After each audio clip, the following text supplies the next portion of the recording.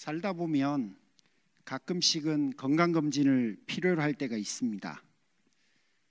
거기다가 몸이 좀 이상하다 느껴지면 두말할 것도 없죠.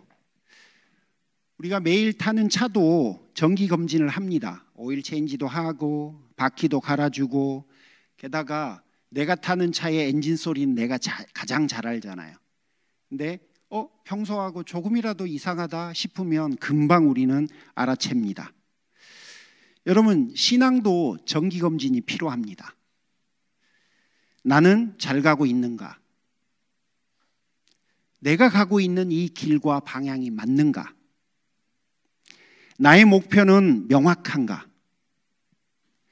때로는 여러분 신앙에 얼라이먼트를 해야 될 때가 있습니다.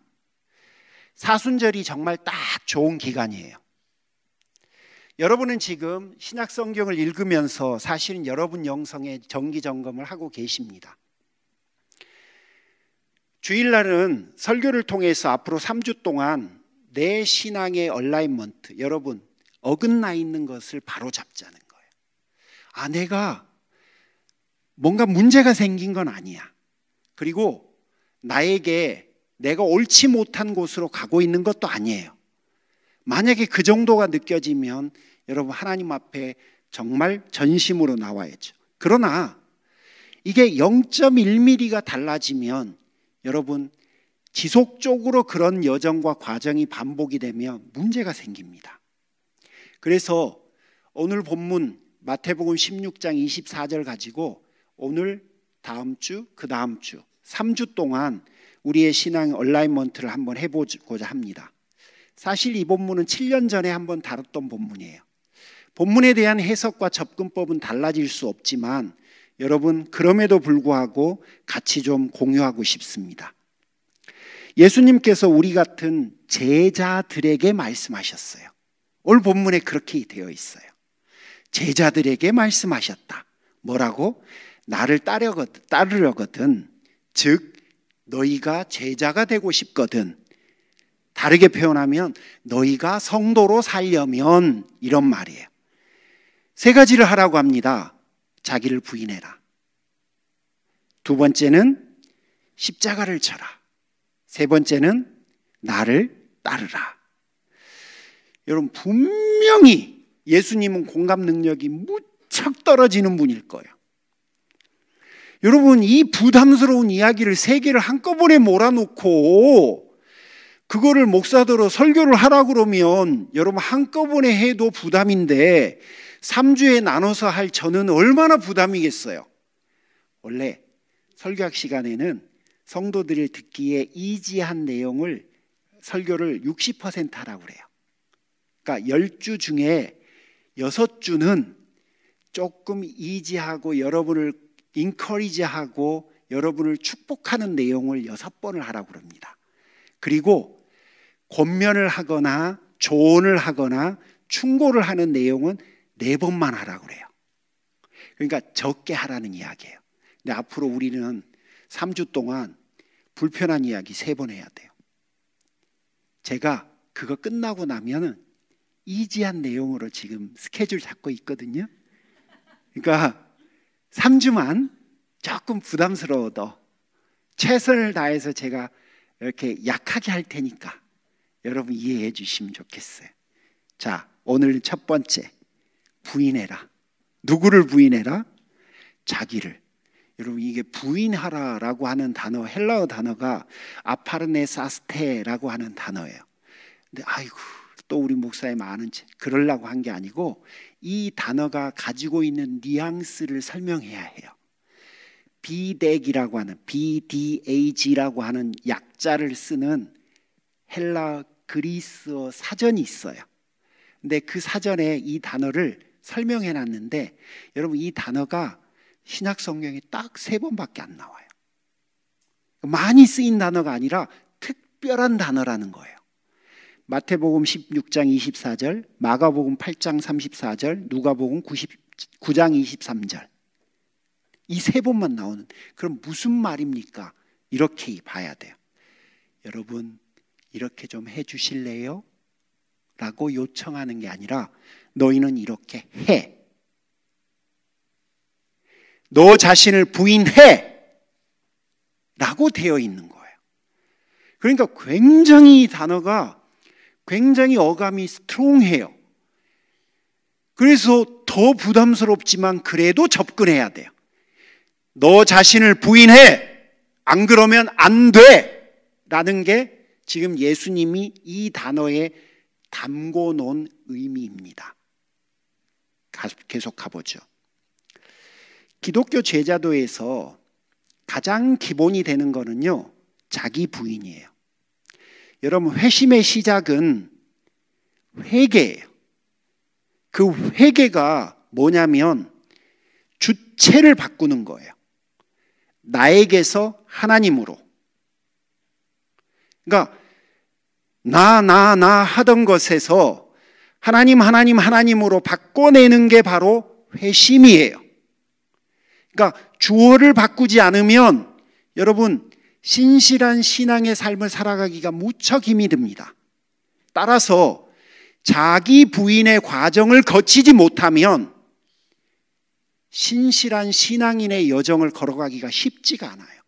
그런데 여러분 이게 가장 어려운 거예요. 하나님을 향한 저항도 뭐부터 시작한 거예요? 자기 주장이에요. 자기 주장. 야, 내가 하나님이 될 수 있겠다 했는데 이거를 거부해야 된다는 거예요. 그러니 이게 결코 쉬운 일이 아니에요. 내가 가지고 있는 의도, 내 뜻, 내 마음 결코 쉬운 일이 아닌데 오늘 주님은 그 사실을 너무나 잘 알고 계시기 때문에 자기 부인을 강조하셨어요.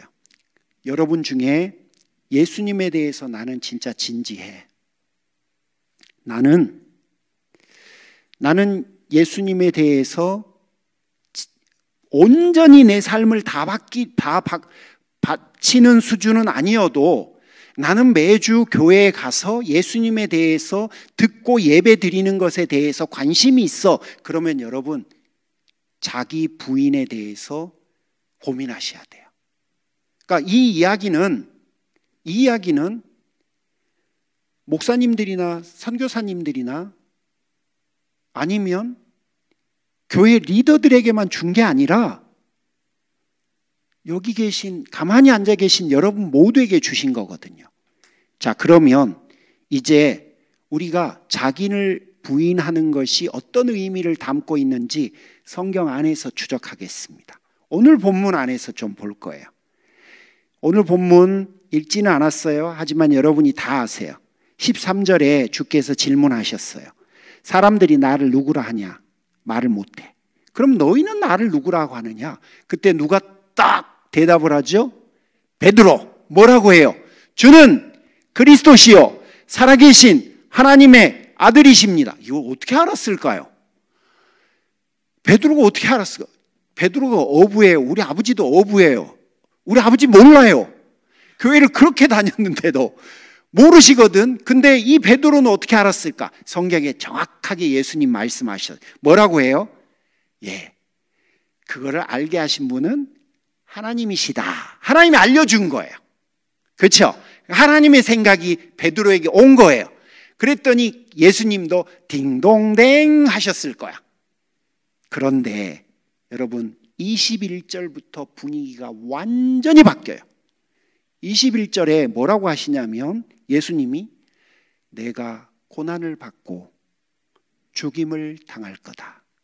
하지만 3일 후에 내가 다시 살아날 거다. 여러분 이게 지금 무슨 이야기예요? 이게 지금 너무 엄청난 이야기를 지금 하시는 거잖아요. 그렇죠? 그러면 듣던 사람들이 무슨 생각이 들까요? 동규 형제, 이 이야기를 들었어. 무슨 생각이 들게요? 자네는? 베드로 같은 생각이 들지 않을까? 안 됩니다, 주님. 어떻게 주님을 죽게 둘 수 있습니까? 절대 그럴 수가 없습니다. 제가 목숨 걸고 지키겠습니다. 라고 한 거예요. 와, 이런 사람이 있으면 진짜 좋을 것 같아요. 아니, 어느 제자가, 그러세요. 그렇게 하세요. 안녕히 가세요. 나중에 천국에서 봬요. 어느 제자가 그래야 합니까? 그럴 수 없잖아요. 그래서 베드로가 그랬어요. 뭐라고 그랬냐면 주님 안 됩니다. 22절에 절대로 이런 일이 주님께 일어나서는 안 됩니다. 하자 23절에 사탄아 물러가라. 베드로가 제자지 사탄입니까? 그런데 예수님께서 사탄아 물러가라. 너는 나의 걸림돌이다. 세상에. 걸림돌 안 되겠다고 디딤돌 돼보겠다고 지금까지 그렇게 고생하면서 신앙생활 열심히 하려고 애를 썼는데 여러분 그래요 안 그래요? 그렇잖아요.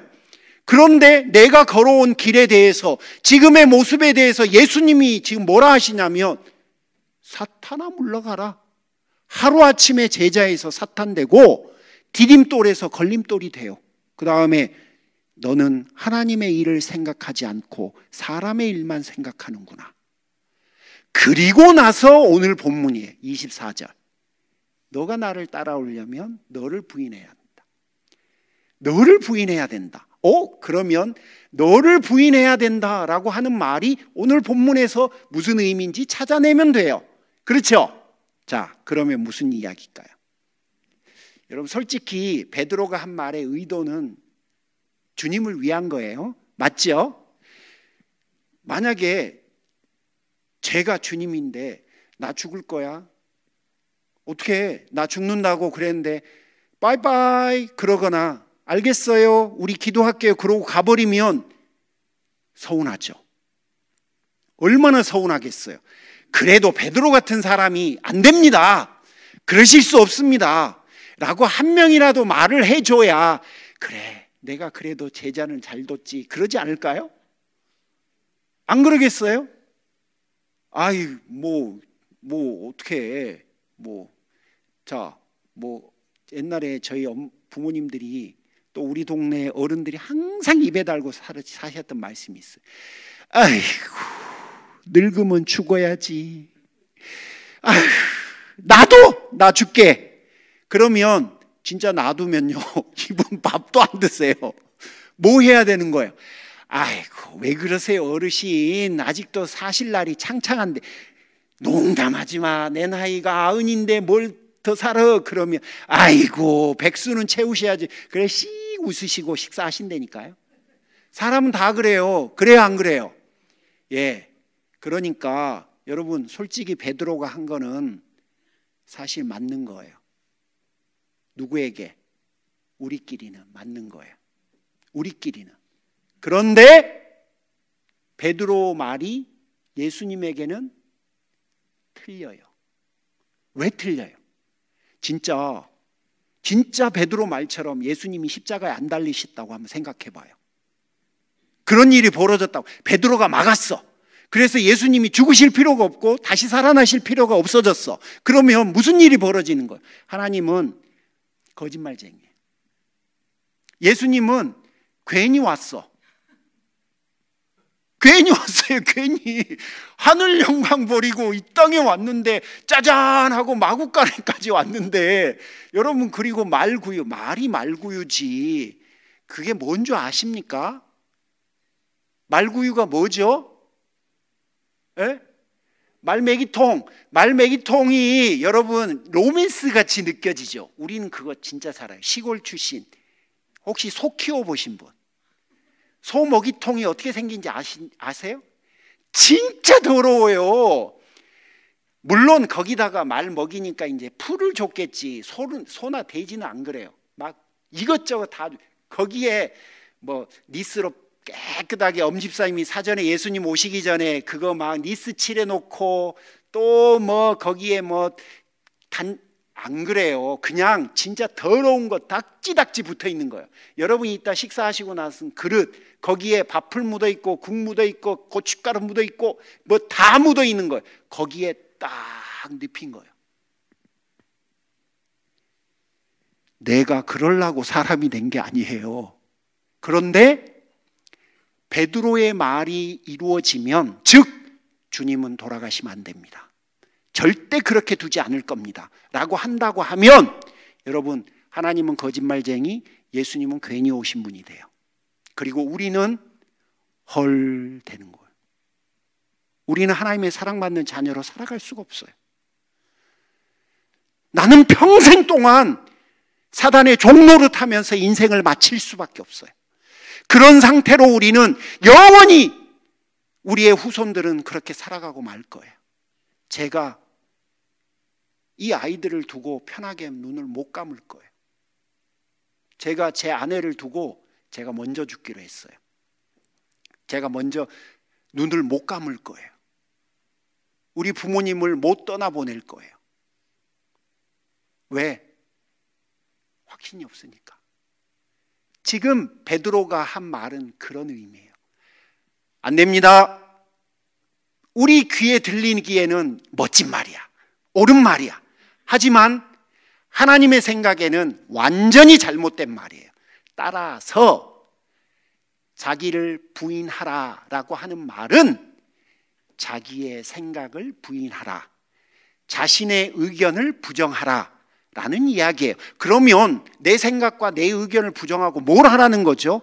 하나님의 생각을 하라는 거예요. 그게 23절의 핵심이에요. 뭐라고 돼 있냐면 너는 하나님의 일을 생각하지 않고 사람의 일만 생각하는구나 라고 23절에 하시고 24절에 자신을 부인하라 라고 명하셨기 때문에 여기서 자기 부인은 자기 생각, 자기 뜻, 자기 의견이에요. 왜 그게 잘못됐습니까? 잘못된 건 아니에요. 하나님의 뜻에 미치지 못한 거지. 의도는 옳고 충분히 사람들에게는 박수 받을 만하지만 여러분, 만약에 베드로의 생각대로 그 일이 진행됐다면 큰일 날 일이 벌어지는 거죠. 우리가 보기에 다윗이 성전을 짓는 것은 마땅해요. 옳아요. 세상에 그런 헌신과 희생이 어디 있습니까? 그리고 그런 믿음이 어디 있습니까? 우리는 그렇게 열심히 못해요. 그런데 하나님은 생각이 달랐어요. 거룩한 성전은 피를 묻힌 다윗이 아니라 그의 아들이 짓는 것이 맞았어요. 여러분, 이게 바로 자기 부인이에요. 따라서 자기 부인은 내 생각에 옳을지 모르지만 하나님의 생각에도 부합하는지를 늘 점검하고 파악하라는 이야기입니다. 그게 안 되면 여러분, 내 생각대로 인생을 살아가게 되고 나의 생각이 하나님의 생각으로 어느 순간 바뀌어요. 그리고 내가 가진 경험이 하나님이 뜻하시고 원하시는 걸로 포장하게 돼요. 모든 것을 그때부터 합리화되게 되고 여러분, 우리는 신앙의 출발점을 잃어요. 우리가 가졌던 신앙의 출발점은 뭐예요? 나에게서 하나님으로 가는 거예요. 그런데 우리는 신앙한다는 명분하에 하나님에게서 다시 나에게로 오는 거예요. 이게 바로 우리가 가지고 있는 열심이 가지고 있는 함정이에요. 열심은 옳아요. 열정은 좋아요. 그러나 내 생각에 머물면 안 돼요. 그래서 오늘 주께서 말씀하시는 거예요. 너의 생각이 아니라 하나님의 생각으로 와라. 자, 하나님의 생각으로 왔기 때문에 하나님은 약속을 성취하실 수 있었고 주는 우리를 위해서 십자가에 죽으셨고 우리는 그분의 사랑받는 자녀가 되어서 지금 살아갈 수 있어요. 우리는 나중에 편안하게 눈 감을 겁니다. 자식들에 대한 걱정과 배우자에 대한 염려도 하나님 앞에 드릴 수 있을 겁니다. 바로 하나님께서 하나님의 일을 그렇게 성취하셨기 때문에 그렇습니다. 그러므로 사랑받는 자녀 여러분, 오늘 본문의 말씀대로 우리에게 두 가지 종류의 생각이 있는 거구나, 두 가지 종류의 일이 있는 거구나, 하나님의 일과 하나님의 생각이 있고 사람의 일과 사람의 생각이 있구나. 사람의 일과 사람의 생각이 때로는 합리적이고 우리에게는 통용될 수 있을지 모르겠지만 영적 세계에서는 걸림돌이 될 수도 있겠구나. 그렇다면 나는 사람이지만 하나님의 생각과 하나님의 일을 꿈꿔야 하는 거구나. 그래야 나를 통해서 내 인생의 걸음걸음이 디뎌질 때마다 하나님 그분의 일이 성취될 수 있구나 라고 여러분은 생각하게 되실 겁니다. 하나님의 사랑받는 자녀 여러분, 여러분이 누구든지 주님을 따르고자 하신다면 자기 생각을 버려야 해요. 하나님의 생각을 따르고자 해야 돼요.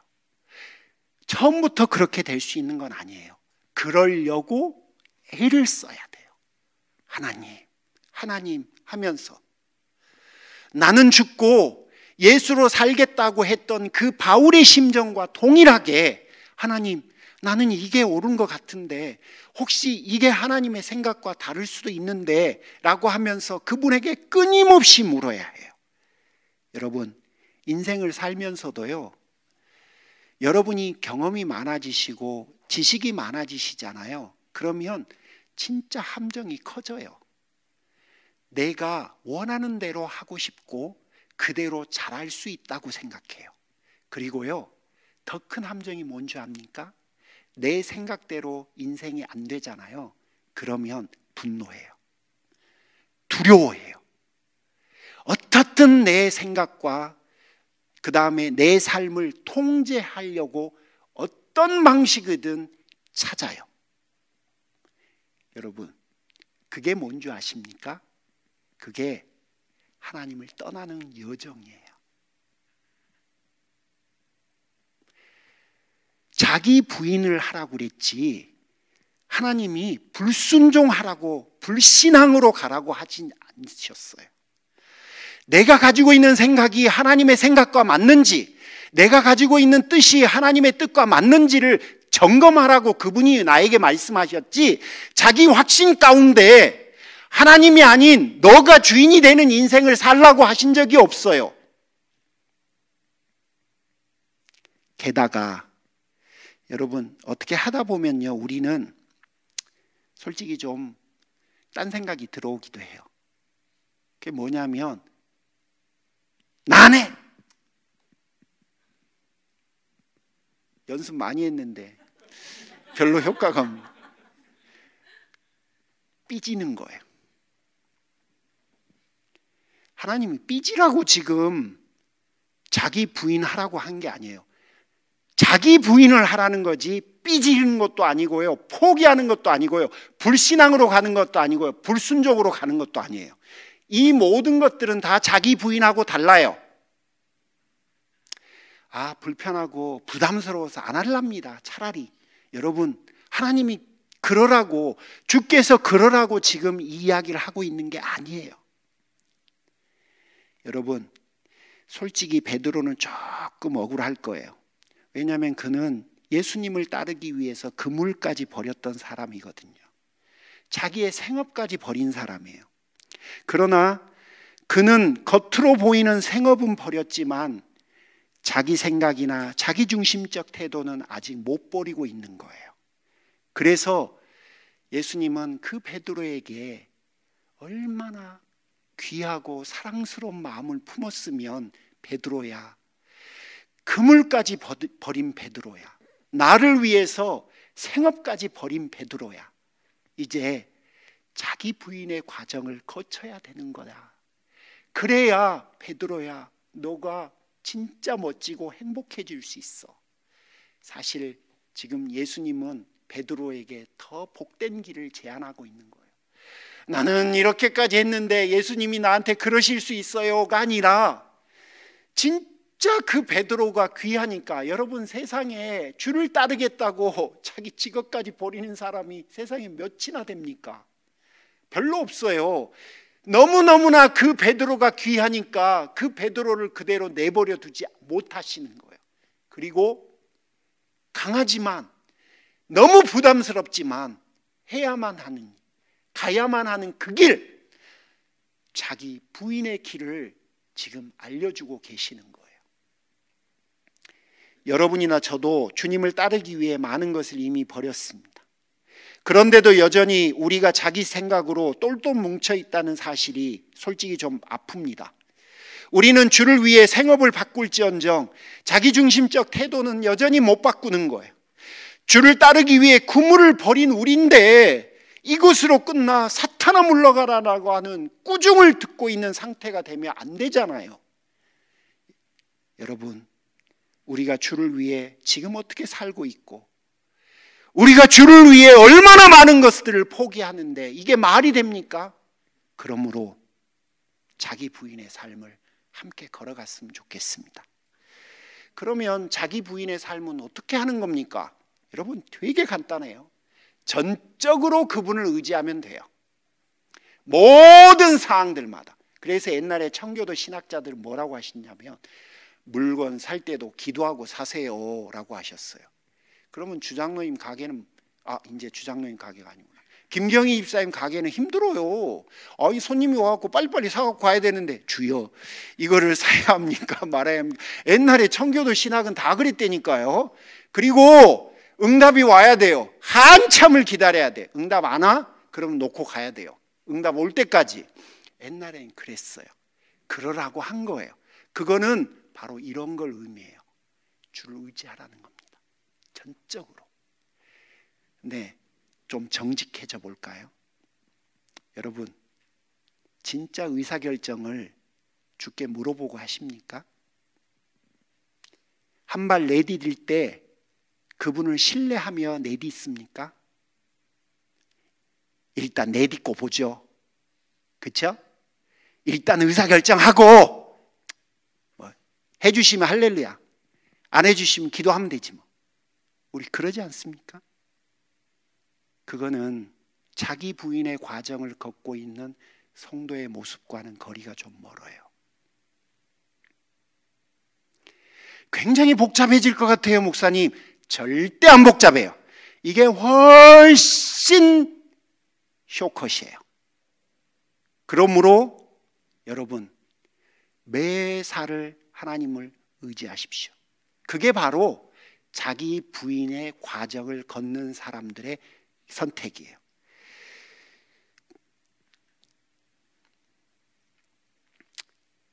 이게 지금 녹화되는 거라 실명을 거론하지 않을게요. 우리 몇 년 전에 사경회 한번 한 적이 있어요. 그렇죠?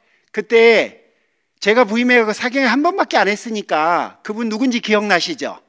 예, 그분 이야기 들으셨던 이야기인데 리마인드 해드릴게요.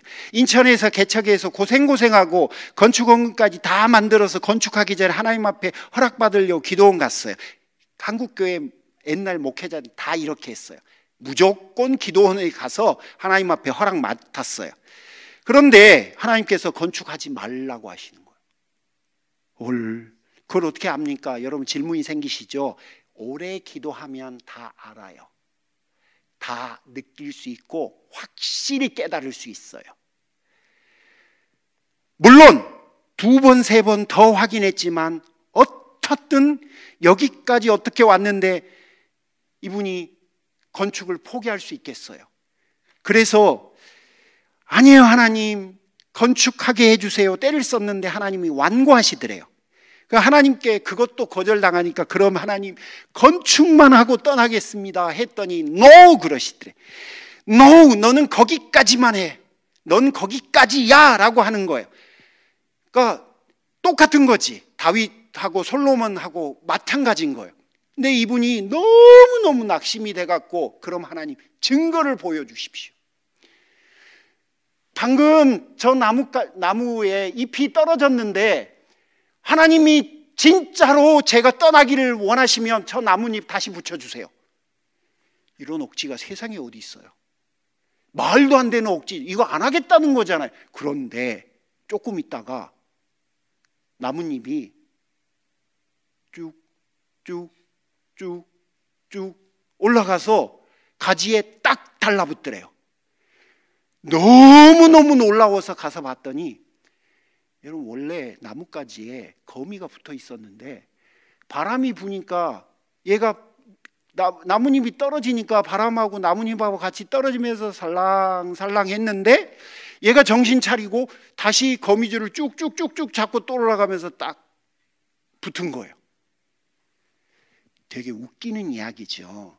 되게 비현실적인 이야기죠. 그런데 여러분 어떻게 이해를 해야 될까요? 예, 그분이 자기 뜻대로 이해했어요. 내 이야기가, 나의 요구가 어떨지까지 예상하시고 하나님이 거미까지도 예비하셨네. 거미까지 예비하신 하나님 앞에 내가 무엇을 더 할 수 있으리. 그리고 이분이 건축 포기하고 사임하고 딴 곳으로 가셨어요. 그리고 저기 캐나다에 700명 교회 담임 목사님으로 거쳐 되시는데, 이분이 또 여러분이 들으신 스토리대로 본인이 서원한 게 하나 있었어요. 나 환자들이 부르면 어디든지 제가 가겠습니다 라고 했는데, 세상에 안 부를 줄 알았던 곳에서 불러버린 거예요. 그래서 가신 거예요. 여러분, 쉽지 않겠죠, 그 여정이. 그런데요, 그분이 하는 게 아니에요. 하나님이 다 필요하면 하게 만들어요. 그러므로 하나님의 사랑받는 자녀 여러분, 자기 부인, 즉 하나님에게 물으십시오. 제발 하나님께 물으십시오. 하나님, 우리 딸 어떡합니까? 물으십시오. 하나님, 우리 아버지 어떡합니까? 하나님, 우리 남편 어떡합니까? 우리 오빠를 이대로 두란 어떡합니까? 하나님, 이대로 두지 마십시오. 우리 손주를 하나님 이대로 두시면 안 됩니다. 하나님, 제가 신앙생활 20년 했는데도 계속해서 사람들에게 돌봄만 받아야 되는 존재입니다. 하나님, 내가 이대로 계속 두면 어떡합니까? 지금 정도 되면 번데기가 아니고 뭐죠?